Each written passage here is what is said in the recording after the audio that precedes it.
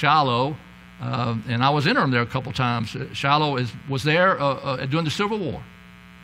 Shiloh, it was a dirt road going to Shiloh. You know what? A dirt road. It wasn't paved. There were a lot of dirt roads. I've seen a lot of changes. We went to school, even at Piedmont back in the 60s, 64, I had a typewriter. What? And you know, there were some courses that would allow me and other students to turn in their papers longhand. You know what that is? Longhand. That means we had to write it out, and the teacher would accept longhand term papers, or papers, not term papers, but and I had a typewriter. And others had electric typewriters. You know. And then I remember the first time we bought Paul a Tandy computer. And it was on sale. It was Radio Shack, but it was, I don't know, it was a lot of money, but it was because they were going to introduce another one in January the 1st. And we bought it, gullible us, and it was a Tandy, and actually it was a kind of a glorified adding machine. It was kind of, it was about all it was, and you could type on it, and you could see it on the screen, but that was about it. Should I say more about the change? Now we have computers. I teach online. I teach collaborate. I'm teaching in the classroom, and we have like 6 in the classroom. We have 40 students watching me in their classroom, or in their room, in the dorm, or some place in Georgia, or some in Mexico, or some, and they're watching me collaborate. Need I say more?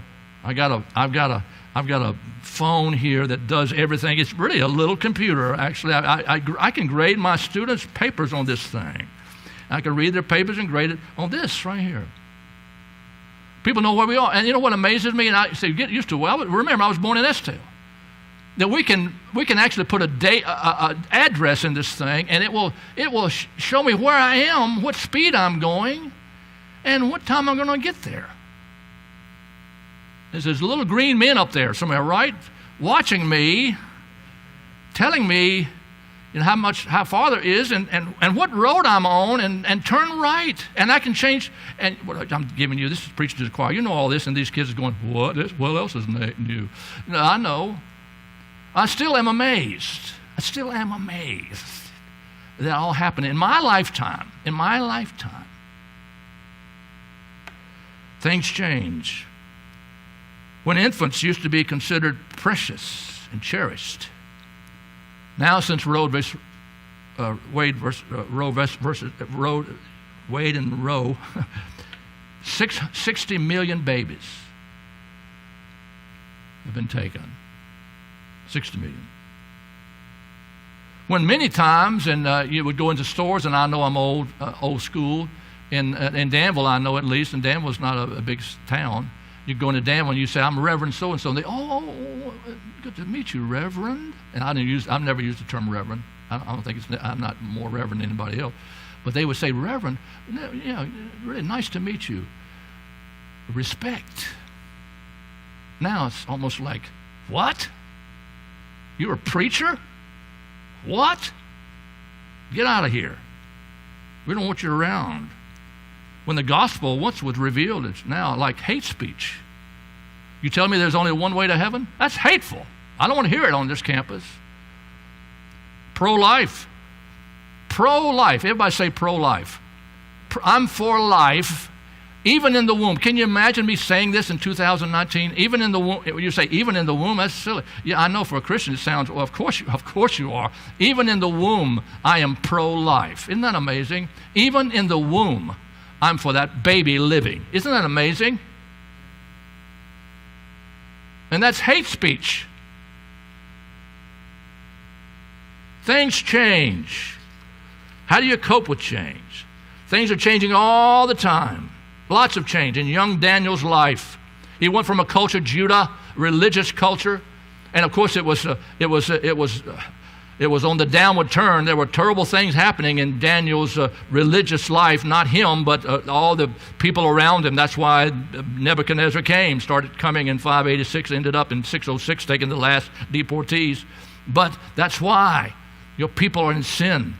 Nothing is evil said about Daniel, no Nothing that he did particularly that was sinful recorded. Doesn't mean he's not sinful. I think Ryrie says that he associates himself with the sins of the people 32 times in the book of Daniel. He wasn't perfect. Like I said before, Ezekiel 14:14 names 3 men in all of history. And God says, though they even cry out to me, I won't hear them. Namely, Noah, Daniel, and Job. Even those righteous men cry to me, I won't change my mind. So Daniel's listed in there. Why did he list those 3? Righteous. So he was an outstanding person, but change was happening. A different culture, different values, different gods, all false. And now he's taken. He was the first in that. He was the first in that group of deportees, taken 606, 600 miles away to Babylon, the strange pagan land, 600 miles away as the crow flies. So he saw the end of his culture, temporary end, Babylonian captivity, not the end of his people. 150 years earlier, Israel, the northern 10 tribes, were taken into captivity by the Assyrians. Things were changing. They always do. Things change all the time. So Daniel had to cope with change just like you have to cope with change. I know it's a different culture. I know it's a different time. We're not Israel. America's not Israel, never will be. It's not a new Israel.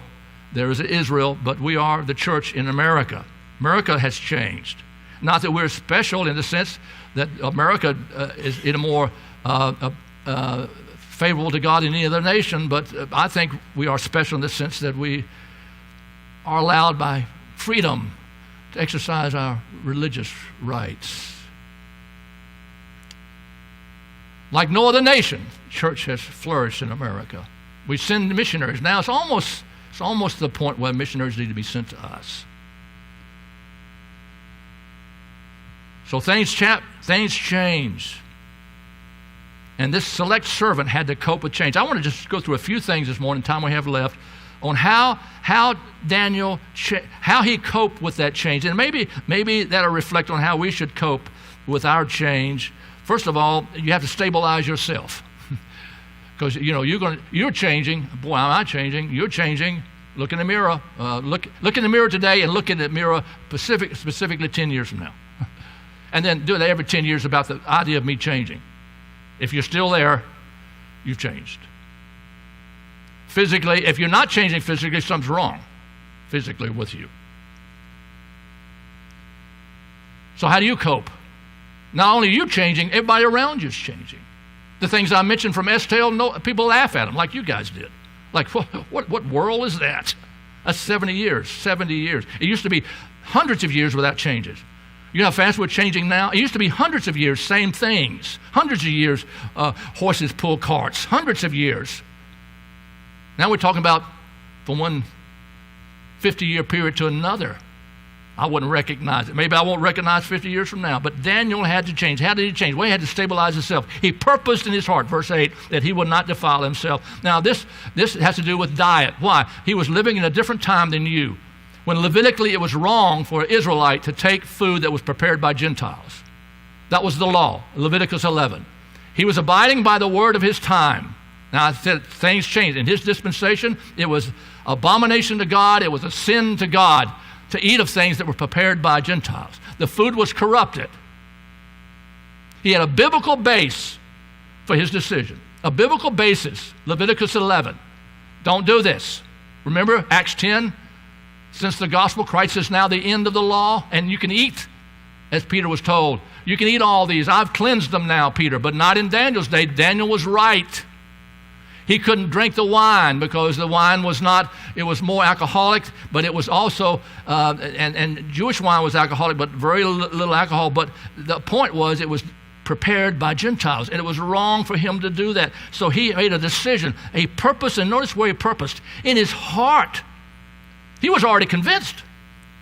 Now, he couldn't do much about this name change, Belteshazzar, but he could do something about this. When people were telling him to do something that biblically in his time was wrong, God trumped the king. It's the same for us today. It was the same with the apostles. Remember, whether to be a man or God, we will obey God. Remember the apostles made a decision? We'll obey God. When man's law causes us to be disobedient to God's law, we obey God's law all the time. No question. When the government tells me something they want me not to do, they say, don't preach. I'm still going to preach. I might go to prison. I know I would do it in certain countries, but I still preach. It's not like I stop. It's just I'm disobeying their law. Is that wrong? No, because I'm doing what God told me to do biblically. Daniel, so you stabilize yourself in a changing time. And of course, that purpose in your heart is predicated for us, listen, on your decision to trust Christ. You've been changed. If any man be in Christ, he's a new creation. Old things are passed away. Behold, all things become new. You've been changed on the inside. So don't think that God's word is something strange to you. You're a citizen of the future kingdom. I'm an American citizen, you say. Yeah, but above that, like Philippians, you have a heavenly citizenship.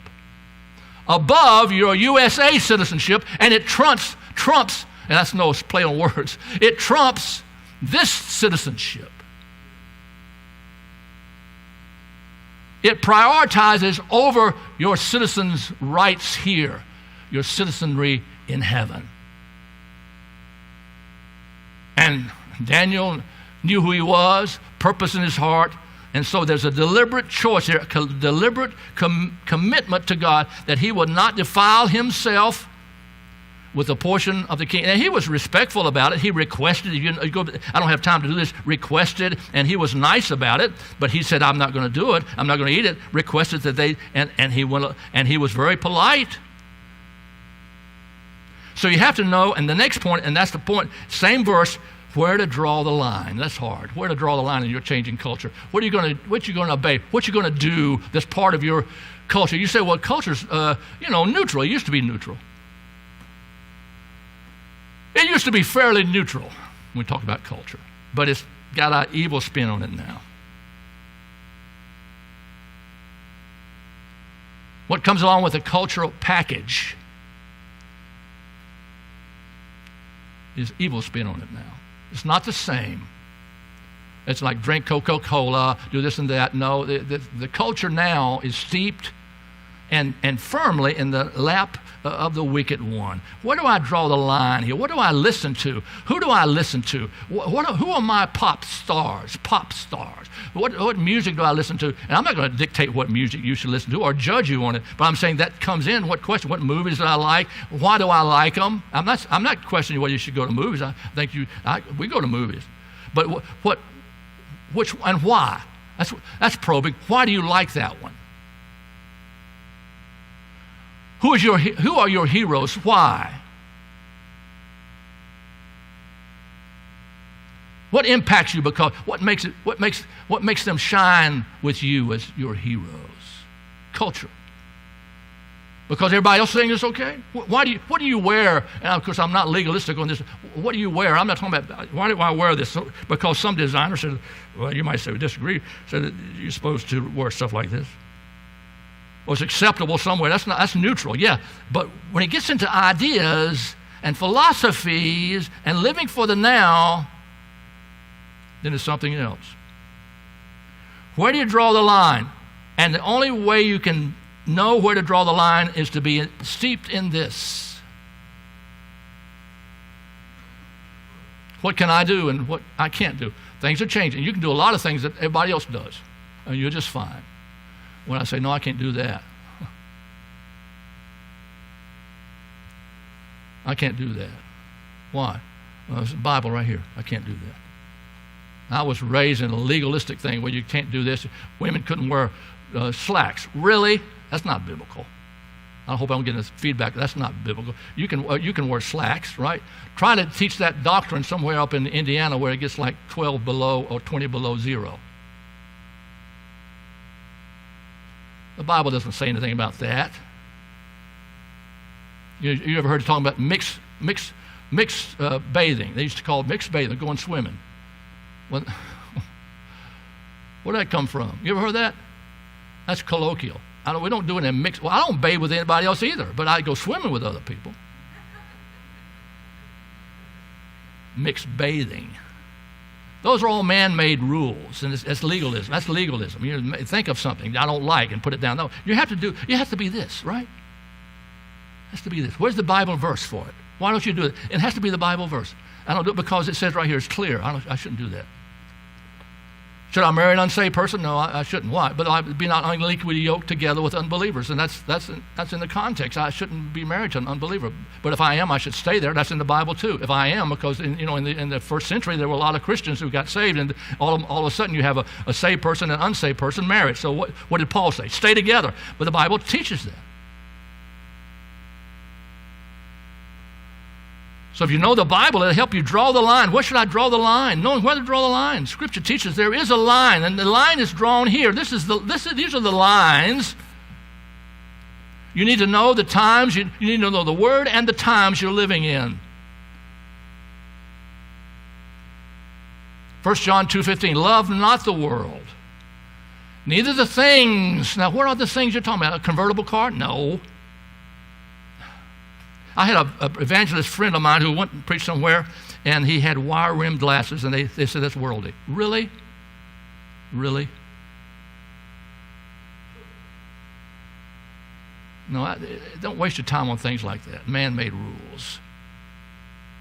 But what are the things of the world? What is living for the now? It's living like there's no heaven, and living for you, putting yourself first and prioritizing yourself over Christ. That's for the Christian.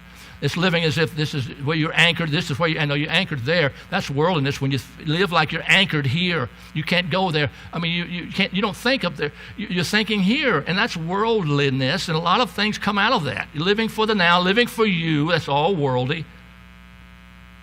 Demas hath forsaken me, Paul said, 2 Timothy chapter 4, verse 10. Having loved this present world. Isn't that amazing? Demas left us because he loved us. He didn't know where to draw the line. He just incorporated everything. They're heroes.